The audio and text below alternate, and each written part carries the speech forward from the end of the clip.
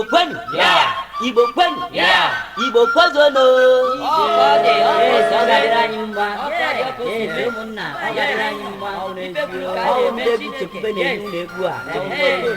otu a ka o si aga maka na obodo Chineke gọziri agọzi obodo Igbo isi obodo Igbo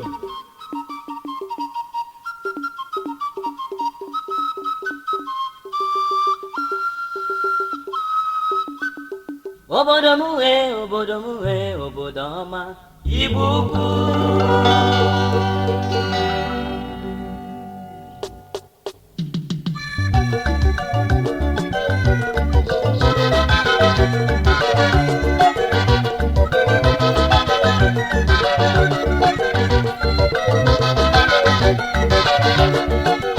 obodo m wee obodo ọma Igbo ukwu obodo njem ọnụ na mba obodo ọma Igbo ukwu obodo eji mara ala Igbo niile Igbo ukwu achọba afọ dị n'ime ya ife dị mma Igbo ukwu obodo eji ama atụ mba obodo ọma Igbo ukwu obodo mmiri ara ehi na mmanụ aṅụ dị Igbo ukwu maka na onye anaghị azụ nwa nkwachi ọ na-anụ ụzụ ya ọ bụ ebigide na haipa eke niile bụ eke mana enwere eke ma ọhịa onye zọ na aka ije n'ikiri mba ife chawara chawa ka anyị na-eme egwu igede maka na anyị chapụrụ achapụ o mere eme omen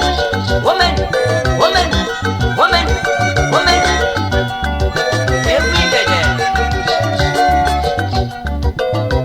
ọ na-echebe onye ụbịa igede echebe onye ụbịa ka m kwuwe maka Igbo ukwu ka ndị na-amaghị wee mara ndị na-ekweghị wee kwere Igbo ukwu bụ isi Igbo nde kwuru nde afọ gara aga mgbe enuba n'ọsọ mgbe ezi dị n'ugwu kwa Igbo ukwu bidoro doba dịka nne mmụta siri kwue n'ọbụ 49th century ka nwoke a na-abụ Igbo na ndị na-eso ụzọ ya bụrụ ụzọ biri n'Igbo ukwu o wee dobazie ma dọkata ma gbasasịba n'obodo dị iche iche nke eji mara anyị Igbo ka mba kwuru mba niile n'ime Naịjirịa n'afọ 1939 onye ọcha na-akpọ prọfesọ Tishon ọnụ na-ekwuru ọra n'Igbo bịara n'ala Igbo ukwu kwụsịta ọdọbalụ gbogbo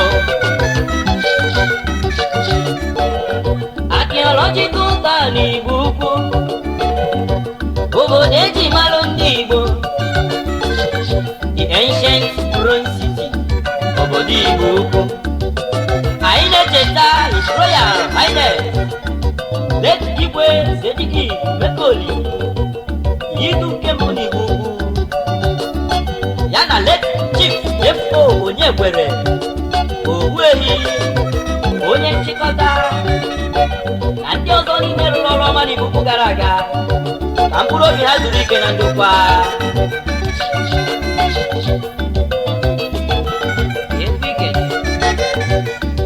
ka anyị zụmanụ nkwọ Igbo niile ara na-azụ nwa maka aka obodo niile dị iche iche ji abịa n'Igbo ukwu ebe a na-achị ibe a ga-eme aba na nso aba na nni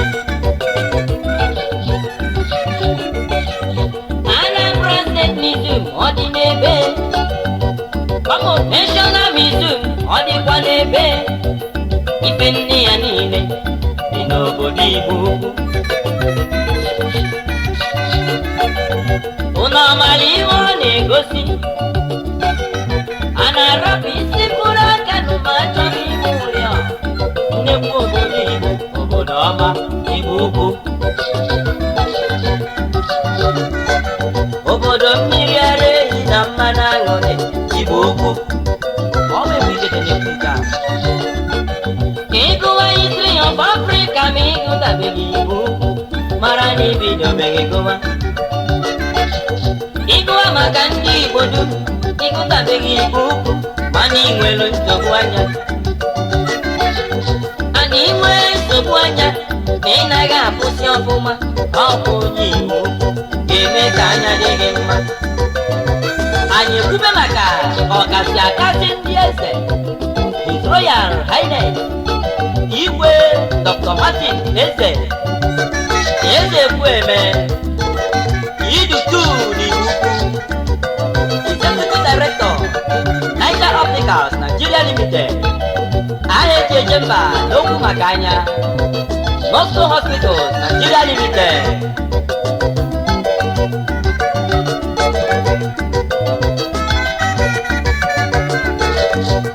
Ojeli n'ụwa anyị wee nụta ọma obi ya n'ụlọ nwaka ego eze.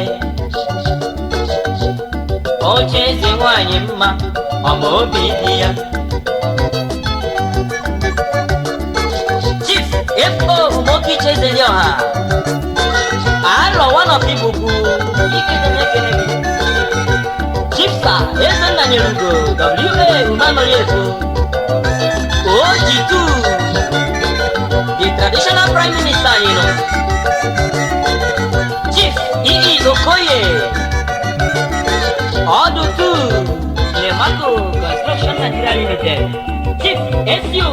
Ikwentori, Odu One Nibuku, Odu Emeritus, Ikedemekene, Makanoni Kedenemi Fekachukwu. Kaijebe na nkokide,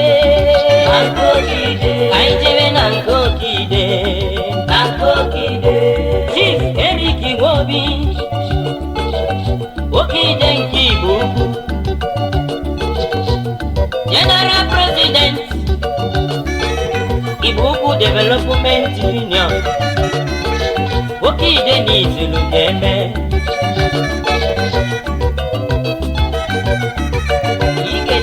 Chief Dr. Chukwuemeka Ezife, Ọkwadike nke Igbo ukwu, First Executive Governor, Anambra State of Nigeria, former political advisor to the President of Nigeria, Ọkwadike n'Igbo nwa Igbo ukwu.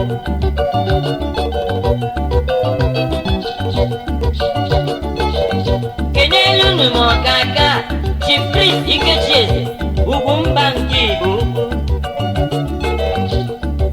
Chairman, John Ho, Nigeria PLC. Onye eze dike, ọgaranya ngada n'izuru ga-eme.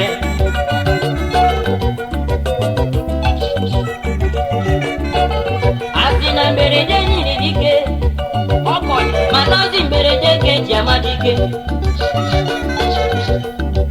Ebe ka dike Edwin mmụọ ebe na ọnwa. Chairman Director Edic Chemicals Limited, aka na-emebe Glarium Medical.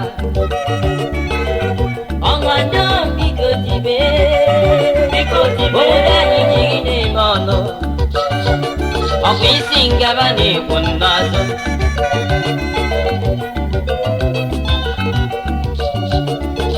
Chief Ebi Eze nwanne, Eze nwachi na-emela ọbụ agwata. Executive Director Today's Gas Limited Lagos, Company ebe Jizọs na-achị eze. Onye lu scholarship n'Igbo ukwu, Ebi Eze nwanne Foundation. Ọkọdị ịma na o nwere ndị na-ere moto, nwere ndị na-ere ụgbọ. Ịbịa na Today's Gas, ụgbọ ka anyị na-ere. Today's Gas ụgbọ ndị ọma, Today's Gas ụgbọ ndị ọma, Today's Gas onye mara ogolu. maka na apịọma ji aka ya ere onwe ya. Ị chọrọ bụ ọtị eke na-eze, ọ bụrụgodị na ị chọrọ ọma ji ibu, Lincoln Navigator bọọlụ kasa.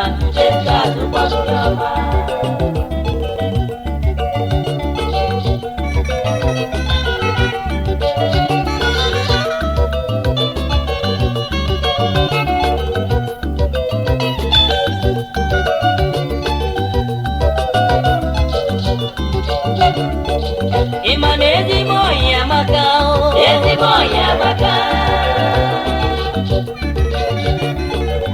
Chief Ezeakudo Prince Okonkwo, Okanko International Odogwu, Obogamba one of Igwereland, aka na-achị anyị na Union Club of Igbo, Ebuchia na Obulo Progressive Movement OPM. Chief Statisi Umeweni Sokwabilio, Ikengi Igbo, Director Kano Group Limited, Akaneme Bata Battery, Chief Dr. DC Okonkwo, Omerara, Royal Hospitals, Enugu, Chief Honorable MNC Okeki Duago, Ineburara, Sajaki Nokoli, Isokwa, Jokin Electronics Limited, Nonicha, Chief GC Mbanado, Amazing Me. Iguwa history of Africa, Bingo Tabegi Buku, Imarani Bido Begowa. Iguwa Makandi Bodu, Igo Tabegi Buku, Mani Welu Sobuanya. And Igwe Sobuanya, Pinaga Pusia Buma, Aboni Buku, Yemetanya Jaguma. Igede Chief Gigi Monanu, also Pia One Nibuku, Executive Director, Lighter Opticals Nigeria Limited.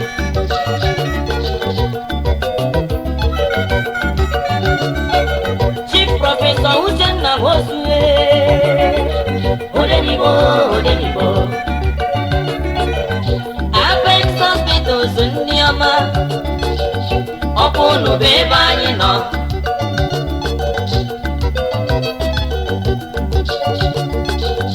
Chief Bayosanya Korabia, Biarimo, Nobody Binemeno, Onye Kemo, CSO, Aspanda, Lagos.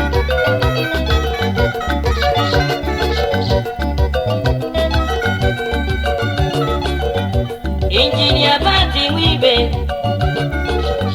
First Vice President, Ibuku Development Union, Mukamani Kebe,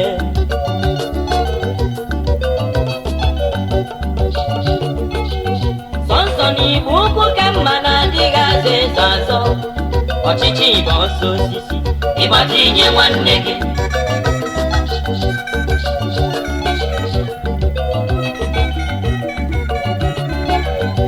Onye na-emeke eji mara ya okwukwe onye na-edu ya n'ọrụ maka na ikpe adịghị ama eziokwu n'obodo o mere ma na aka gwara ya asị m na ojiọfọ ga-anarịrị ọkọdị ọkụsị ikededekwu Chief Bimbo Fọdụm dịka ịzọ French ejemba wanọpụ agwata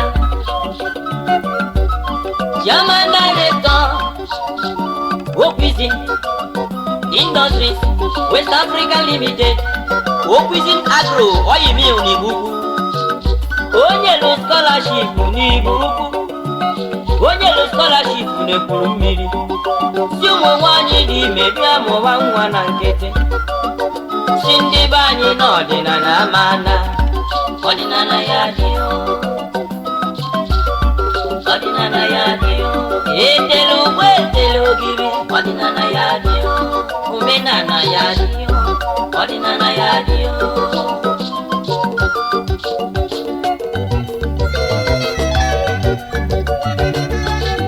ka anyị gbanyegere na Abuja ebe okwu na-agara ọnụ na nke Peter ezi ifeke Disco Chairman Executive Director The Chase International Hotels ebe anyị ga na-ayọrị nkwa Ijenugo The Chase na Abuja Ijelana The Chase na Abuja The Chase Hotels na Abuja The Chase na Abuja ebe anyị ga na-atụnye ndụ mmanụ The Chase na Abuja onye ume na-achọ ọsọ gbalitebe kpọmkwem na The Chase Abuja The Chase Abuja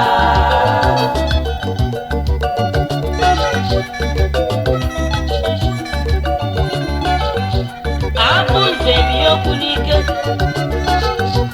onye na-ekwu nwere ife ọ na-eme Chief ego ume ọchịkọta nke Igbo ukwu ichie gburugburu ọchịkọta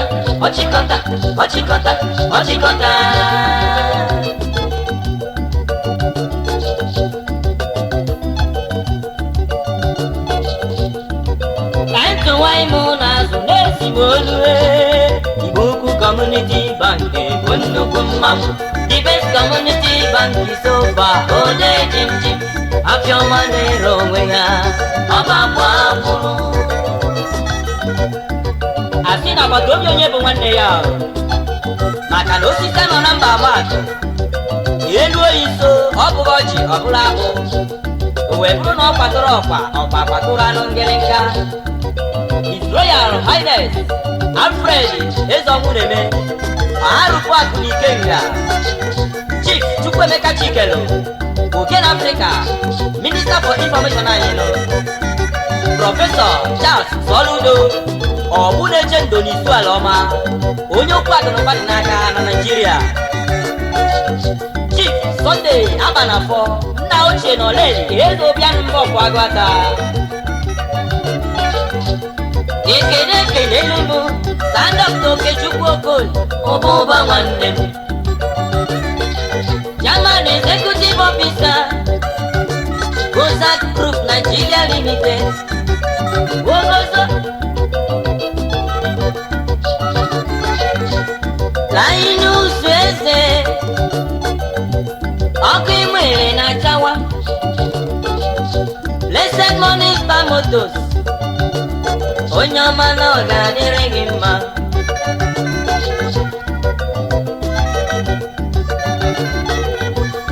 anya bụrụ ugo ife niile zuru oke n'Igbo ukwu anyị nwere ndị chiri echichi Igbo ukwu nwere nze Nwaokolo ndị gụrụ akwụkwọ juru eju ndị kpatara ego igwe jukwara eju Ikedekwugo o wee bụrụ one nduhe ndị ọma n'Igbo ukwu Chief Faith Abasili ndị ọma n'Igbo ukwu nwaka enyi n'ala Igbo ndị ọma n'Igbo ukwu omeihe ukwu n'Igbo ukwu ndị ọma n'Igbo ukwu ọbata obi ya ọfụalaba ndị ọma n'Igbo ukwu Director FS Group Limited ndị ọma n'Igbo ukwu Chief A.N. Ezeokana ndị ọma n'Igbo ukwu Ezenna Nyerugo ndị ọma n'Igbo ukwu Surveyor General Anambra State ndị ọma n'Igbo ukwu Mr. C.O. Ike ndị ọma n'Igbo ukwu Great Historian ndị ọma n'Igbo ukwu Chief Innocent Eze nwanne ndị ọma n'Igbo aka na China Youth Social Club of Igbo ukwu ndị ọma n'Igbo Mr. Chidi Okoli ndị ọma n'Igbo Akụlu ụlọ ndị ọma n'Igbo Director Nippon America Limited ndị ọma n'Igbo Cletus Onyemenam ndị ọma n'Igbo ugwu dị na nwa ndị ọma n'Igbo Director Amia Group Limited ndị ọma n'Igbo Sir Efo Ezakukwe ndị ọma n'Igbo ana m etu gị Master Planner ndị ọma n'Igbo Justice of Peace ndị ọma n'Igbo maka na onyinye Chineke ebuka ndị Amadikpo. Isi m kelelu gị ndị Amadikpo. Chief Sasisi Ezofo ndị Amadikpo. Eze Chinyere Ugonoga ndị Amadikpo. Executive Director ndị Amadikpo. Gift from Above Motors ndị Amadikpo. Gift Oil Nigeria Limited ndị Amadikpo. Mazi Kristo Bike ndị Amadikpo. Oloko ndị Amadikpo. Anya na Kwakolo gị ndị Amadikpo. Chris Loco Transport ndị Amadikpo. Ọnwa isi mụ kene Chief Isi Lozobia nwanne dị na mba n'obodo Ọnịcha. Ezi oyi anya pụrụ ugo na London. Executive Director Transcoast International Agency na United Kingdom. Ndị a na-etinye afịa n'ụgbọ si na mba ofesi niile bata na Naịjirịa. Anyị adịghị enwe nsogbu n'ụzọ. No missing goods, no waste of time. Transcoast na Baba. Anyị wee na-ekenezi Chief Anọlọ Ichinilu Aneke dike Ebube dike n'Umuchu Ibudu nwoke nwere obi amara. Ebube dike ọgaranya ngada Ebube dike